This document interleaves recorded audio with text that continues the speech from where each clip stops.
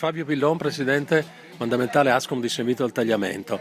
Domani sera avete una importante assemblea, se ne vuole parlare? L'assemblea che dovrà rieleggere il nuovo mandamento, quindi il nuovo consiglio mandamentale, il nuovo presidente, e quindi assolutamente un'assemblea importante, non solo per questo ma anche perché durante l'assemblea verrà anche redatto e approvato un documento che consegneremo ai candidati sindaci, visto che a San Vito al Tagliamento ci saranno le elezioni naturalmente comunali, amministrative, e dove noi porteremo le nostre intenzioni, le nostre necessità, le nostre forze e soprattutto le nostre convinzioni per portare avanti il nostro lavoro.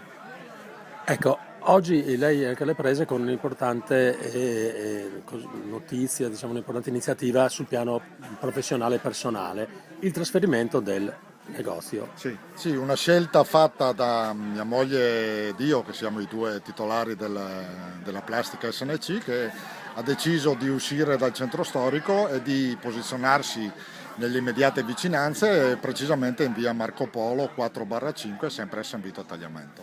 Novità in vista anche per l'attività?